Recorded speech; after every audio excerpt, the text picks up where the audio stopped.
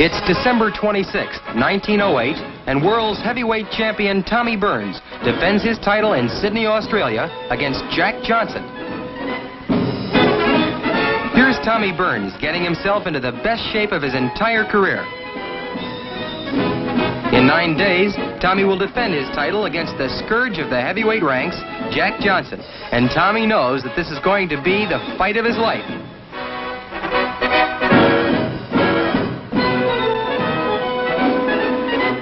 Here's champion Burns, the shorter of the two men, training with the fine heavyweight Al Kaufman, whom he sends to the canvas with a good right hand.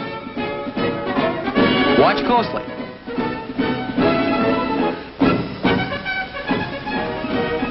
Johnson is training 17 miles away at Rushcutter's Bay. Even the sedate Australian sports writers have been pulling out all of the stops in describing Johnson's workouts throughout his training period. There has been a general consensus of opinion that Johnson combines perfect defense and balance with an offensive punching attack which leaves little to be desired in a professional fighter. This is the scene at Rushcutter's Bay in Sydney, Australia at 1 o'clock in the afternoon. An electric excitement has captured the fans as they prepare to watch Burns make the 12th defense of his heavyweight championship.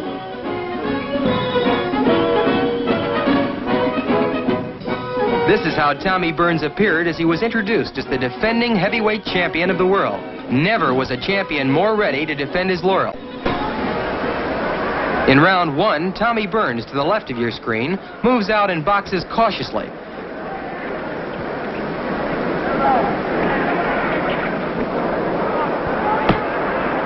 Johnson clinches with Tommy and smiles to ringsiders. Burns looks almost like a little boy compared to the 212-pound challenger. But while he's not a heavyweight by the normal standard of height, there have been 50 professional heavyweights, mostly over 6 foot tall, with all of their height lying horizontal on the canvas, knocked flat by this same Tommy Burns.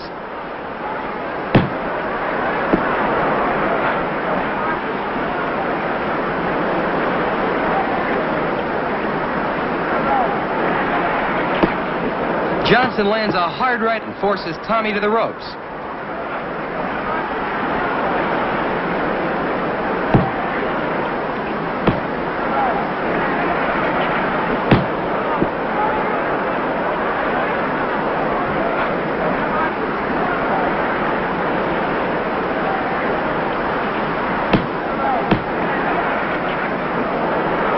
Johnson rushes in and scores with a punishing left at the end of round 1.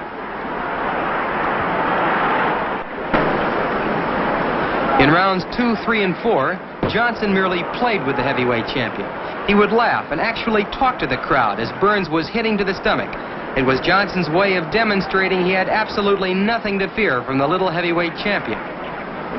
Here in round 5, Johnson has no trouble in tying his man up.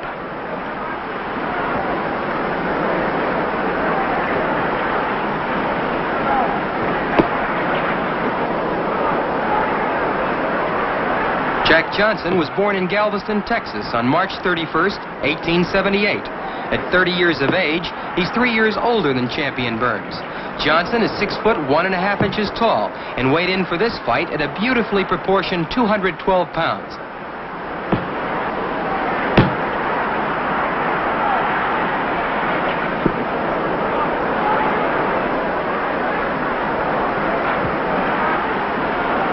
Burns stays at long range, looking for an opening.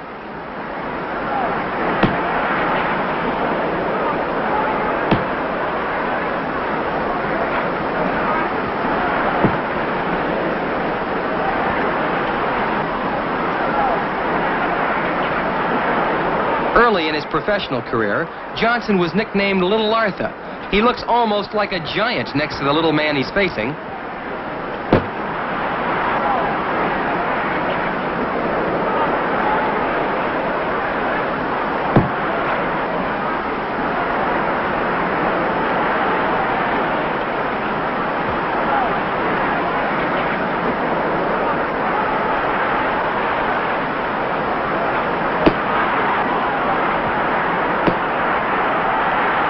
As we come to the end of round 5, it's apparent that Burns is almost at an insurmountable disadvantage against this magnificent fighting machine, Jack Johnson.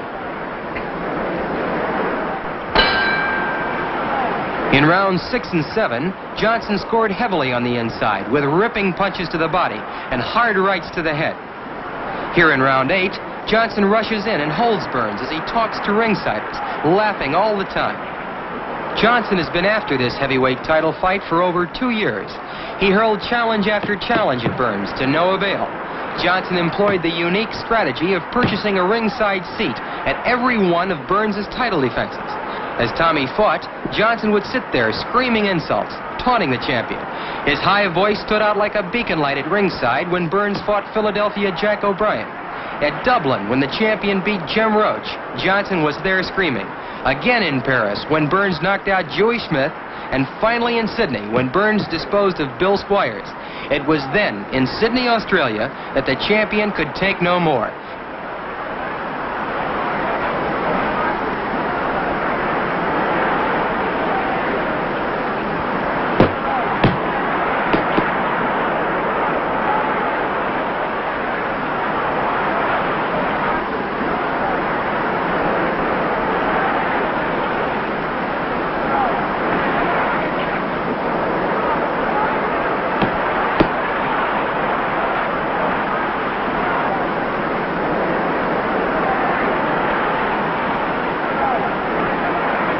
Burns simply can't do anything on the inside with this bigger, more powerful challenger. Tommy Burns' real name is Noah Brousseau. A French-Canadian by birth, he was born June 17, 1881 in Hanover, Canada.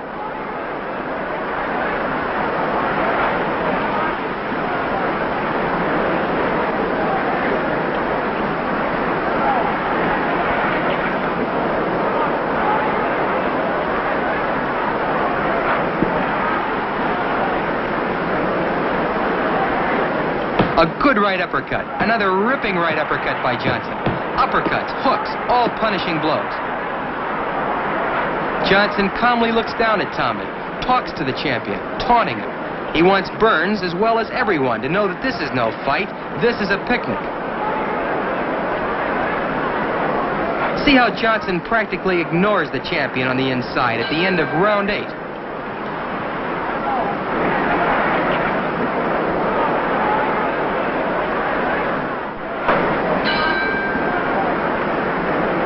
In rounds 9 and 10, Johnson simply overwhelms the champion.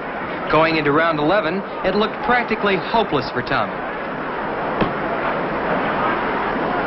Johnson pressing forward, landing short punches, holding Tommy in the clinches. Burns unable to do anything against the heavier, stronger, taller challenger.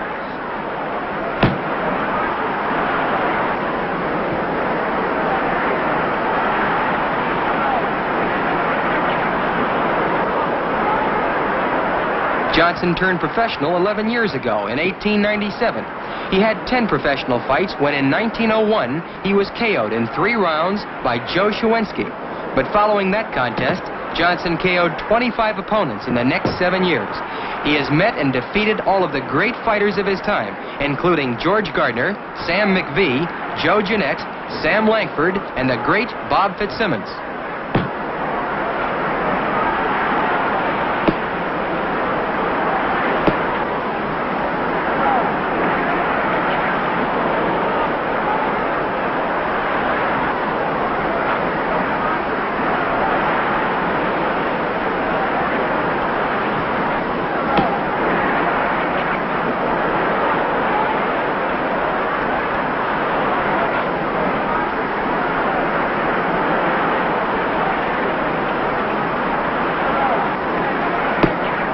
Johnson closes in, completely tying up the champion.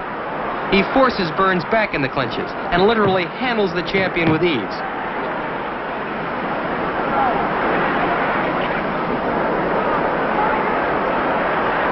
As round 11 comes to an end, there is almost a general feeling of compassion for the impossible task which Burns has undertaken.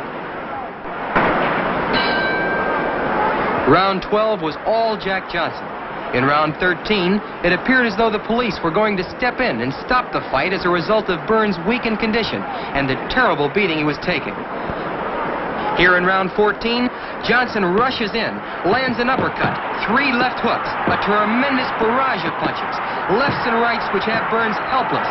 At this very moment, in the early seconds of round 14, the police shut off the motion picture cameras and stepped into the ring, awarding the heavyweight championship of the world to Jack Johnson. Here, in slow motion, you can see the blistering attack. Burns was absolutely defenseless, just seconds before the police stopped the motion picture cameras and entered the ring to halt this very one-sided fight. Jack Johnson becomes heavyweight champion of the world, December 26, 1908.